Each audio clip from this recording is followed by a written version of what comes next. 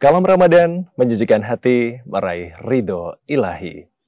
Gus, sebagaimana kita ketahui ini, bahwasanya Al-Quran ini kan diwahyukan kepada baginda Rasulullah SAW ini masih dalam bentuk ayat per ayat dan bahkan belum tertulis ini ya Gus ya. Nah, sebenarnya mulai kapan ini Al-Quran atau wahyu-wahyu tersebut dikumpulkan hingga saat ini menjadi Al-Quran ini Gus? Ya, terima kasih Mas Dimas dan pemirsa TV yang berbahagia di Kalam Ramadan. Bahwasanya baginda Nabi Muhammad SAW dalam menyampaikan wahyu kepada para sahabat ini masih berbentuk kalam. Kalam ya. Berbentuk kalam karena kita ketahui Nabi Muhammad SAW itu adalah Nabi yang ummi. Ummi itu Nabi Muhammad tidak pernah membaca dan tidak pernah menulis. Tidak membaca dan menulis ini Nabi Muhammad bukan berarti Nabi Muhammad itu orang yang bodoh, bukan. Tapi justru karena tingkat kecerdasan Nabi Muhammad sehingga Nabi Muhammad tidak butuh untuk menulis.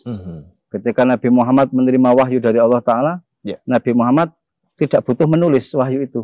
Karena langsung tersimpan di dalam hati Nabi Muhammad. Langsung tersimpan di dalam flash disknya Nabi Muhammad.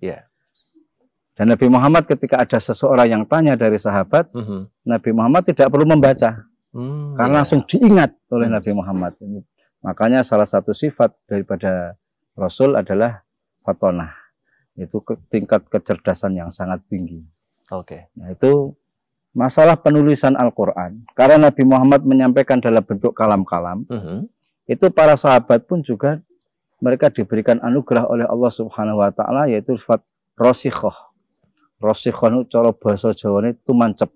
Sekali dengar mereka hafal. Begitu. Karena ada satu sahabat Abdullah bin Abbas atau sahabat Ibnu Abbas, ini masih umur 9 tahun. Mendengar wahyu surat Al-An'am yang begitu banyaknya, ini sahabat Ibnu Abbas langsung hafal. Begitu. Itulah mutu dan kualitas daya ingat para sahabat. Masya Allah. Ada sahabat-sahabat yang lain juga ditulis beberapa ayat Nabi Muhammad. Mereka dulu ditulis dalam cara pada waktu itu, ada yang ditulis di dalam pelepah kurma, ada di kulit-kulit binatang yang sudah disamak, bahkan ada yang ditulis di batu. Itu secara individu mereka. Misalnya kalau di Jawa ya banyak literatur Mojopaitan, literatur Singosari, mereka tulis di daun lontar. Itulah yang dilakukan oleh para sahabat ketika mendengar wahyu Al-Quran dari baginda Nabi Muhammad SAW. Itu penulisan Al-Quran tersebut itu sudah ada gagasan sejak zaman sahabat Abu Bakar As-Siddiq. Itu berlangsung beberapa periode sampai sahabat Umar bin Khattab. Penyempurnaan penulisan Al-Quran, pembukuan penjilitan Al-Quran ini sudah sempurna ketika zaman kekhalifahan Utsman bin Affan. Jadi ketika zaman Abu Bakar, sahabat Abu Bakar ini ada satu peperangan namanya Perang Yamamah. Itu peperangan Sayyidina Abu Bakar dan umat Islam untuk memerangi kaum-kaum murtadin ataupun nabi-nabi palsu. Nah, di peperangan Yamamah ini banyak sekali penghafal Quran yang gugur. Kurang lebih sekitar 70 khufat penghafal Quran yang gugur. Ini menjadi satu keprihatinan. Sayyidina Umar bin Khattab mengusulkan kepada sahabat Abu Bakar untuk menulis, membukukan, menjilid Al-Quran untuk menjadi satu karena banyak khufat yang meninggal dunia. Waktu itu sahabat Abu Bakar ragu dengan seragu-ragunya.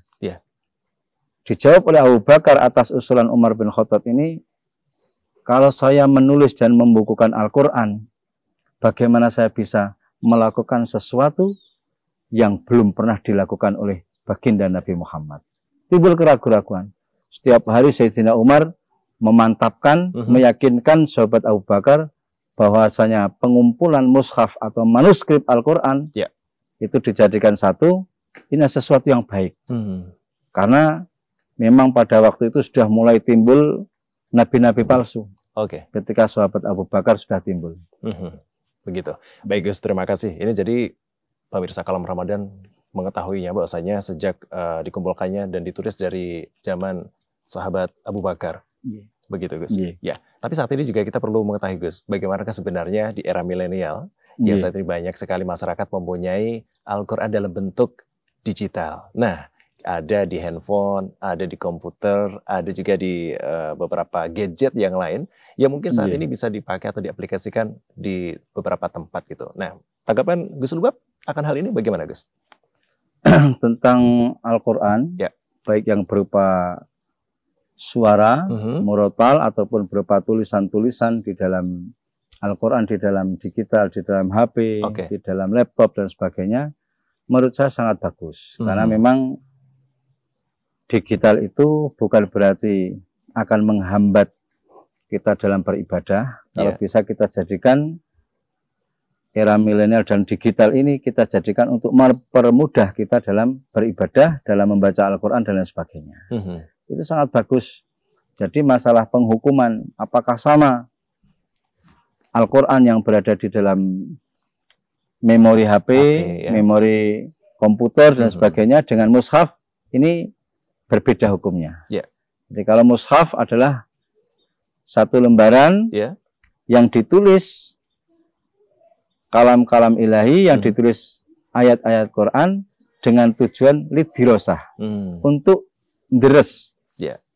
Meskipun itu tulisan dan itu dipapan, tapi kalau bukan untuk tujuan liddirosah, seperti kita banyak lihat kaligrafi-kaligrafi yang bertuliskan Yasin, kaligrafi bertulisan ayat Al-Quran, tapi itu untuk pajangan, untuk hiasan.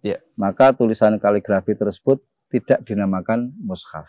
Begitu. Ketika tidak untuk tujuan liddirosah, untuk dideres, untuk dibaca, maka bukan mushaf. Ketika hal tersebut tidak dihukumi mushaf, berarti dalam keadaan batal pun kita boleh memegang benda tersebut. Begitu. Nah, kalau digital ini kan untuk deres, ya Mas Dimas. Digital untuk deres, untuk membaca. Apakah itu termasuk mushaf? Nah, digital itu sifatnya apa ya? Arid, anyar teko, bisa datang, bisa pergi. Beda kalau mushaf. Mushaf kan kalau sekali mushaf ya mushaf terus. Kalau itu kadang ada, kalau kita hapus tidak ada. Maka ulama fikih kontemporer termasuk Syekh Abdullah Al-Qaradawi, Dr. Al-Qaradawi mengatakan aplikasi Al-Quran yang berada di dalam HP dan media digital lainnya ini adalah diibaratkan dia sebagai ayang-ayang.